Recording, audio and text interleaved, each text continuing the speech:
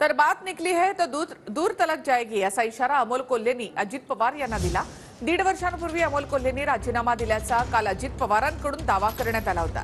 तर खासगीमध्ये झालेली चर्चा ही सार्वजनिक करायची नसते असं अमोल कोल्हे यांनी म्हटलेलं आहे। तर अमोल कोल्हे यांची प्रतिक्रिया त्याला लगलाभ असं म्हणत शिरूर आम्हीच जिंकू असं अजित पवार यांनी म्हटले। त्याच्यातल्या एका खासदारांनी जर 5 वर्ष मतदारसंघात लक्ष दिलं असतं तर खूप बरं झालं असतं। त्यातला एक खासदार 1-1.5 वर्षापूर्वी माझ्याकडे आलेला होता मला राजीनामा द्यायचा। त्या खासदाराला उमेदवारी मी दिलेली आहे। त्या खासदाराला निवडून आणण्याच्या करता जीवाचं रान मी आणि दिलीप वळसे पाटलांनी केलेलं आहे। त्यांना खासगीत असं बोलवा आम्हाला समोरासमोर। आता त्यांचं चाललेलं आहे सगळं। राजीनामा द्यायला गेलते का? काय कारण होती राजीनामा देण्याची? हे बघा, ते असं म्हणतात ना, बात निकली है तो दूर तक जाएगी, आणि त्यामुळे ती बात निकली है तो दूर तक जाएगी। तर ती मला अजूनही मी या संदर्भामध्ये त्यांच्या ज्येष्ठतेचा, त्यांच्या नेतृत्वाचा, या सगळ्याचा मी 100% कायमच आदर करत आलेलो, आणि त्यामुळे त्याविषयी मला भाष्य करणं उचित वाटत नाही। खाजगीत जी चर्चा होते ही सार्वजनिक करायची नसते, हा एक संकेत आहे। कालच्या चॅलेंजचा आजच्या दौऱ्याचा म्हणजे अर्थार्थित काही संबंध नाहीये। माझा हा कार्यक्रम मी अधिवेशनाच्या काळातच चेतननी आग्रह केलेला होता। मी त्याला म्हणलं होतं की अधिवेशन संपल्यानंतर आपण त्याची पाहणी करू। पाहणी करण्यापाठीमागचं सकाळी कारण म्हणजे बाकीच्या नागरिकांना त्रास होऊ नये, इतरांना त्याच्यामध्ये इतरांचा वेळ जाऊ नये, म्हणून मी सकाळी यायचा प्रयत्न केला आणि पाहणी केली।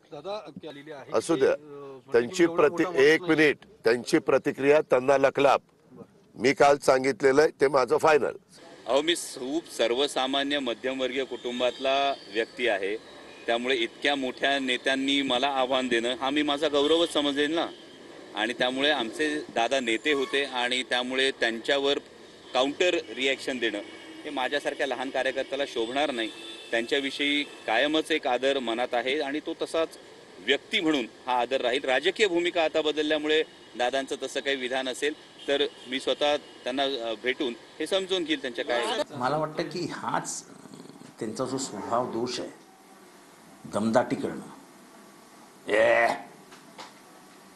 म्हणजे मी पवार साहेबांच्या राजीनाम्याच्या दिवशी बघत होतो, गप्पाच रे, फोटो नका, असं नाही चालत हो। त्यामुळे मी तर त्यांच्यावरून लांबच राहायचो। असं जमत नाही, असं तुला पाडून दाखवतो। ठीक आहे, आता ते खूप मोठी माणसं आहेत, ते कोणालाही पाडू शकतात। 48च्या 48 जागा निवडूनही आणू शकतात। अरे या जगामध्ये माणूस यमाला घाबरत नाही। जर यमाला घाबरत नाही तर बाकीच्यांना काय घाबरायचं? राज ठाकरे व्हीआयपी असल्यामुळे त्यांना राम मंदिर उद्घाटनाचं निमंत्रण, टीका करणाऱ्यांना निमंत्रण का द्यायचं? मंत्री गिरीश महाजन यांनी उद्धव ठाकरेंना टोला लगावलाय। त्यावर संजय राऊतांनी सुद्धा गिरीश महाजन यांना प्रत्युत्तर दिलं। आम्हाला निमंत्रणाची गरज नाही, आम्ही आधीपासूनच अयोध्येमध्ये जात असल्याचं म्हणत संजय राऊतांनी भाजपवर पलटवार केलाय।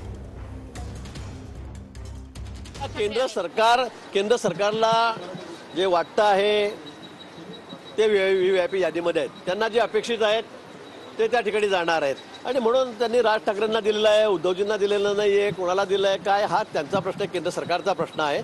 जे सातत्याने राम मंदिरावर टीका करतात, केंद्र सरकार सातत्याने राम मंदिराबरोबर टीका करतायत, त्यांना आमंत्रण देण्याचं कारण काय मला हे समजत नाही। आणि म्हणून मला वाटतं त्यांनी वाईट वाटून घेण्याची गरज नाही आहे, आणि खरंच त्यांचं योगदान काय आहे त्यांनी एखादा दुसरा फोटो दाखवून हे आम्हाला जनतेला त्या ठिकाणी दाखवावं। बाबरी पाडल्याचं खातर ज्या भारतीय जनता पक्षानं घाबरून डरपोकपणानं शिवसेनेवर फोडलं, आणि ती जबाबदारी हिंदू हृदय सम्राट बाळासाहेब ठाकरेंनी घेतली, बरं का? तेव्हाच कळलं हिंदुत्वाच्या बाबतीमध्ये व्हीआयपी कोण आणि ढोंगी कोण हे आता यांना कंठ फुटलेले आहे। उद्धव ठाकरे यांना कोणी निमंत्रण देण्याची गरज नाही आम्हाला। तुमच्या आधीपासून आम्ही अयोध्येत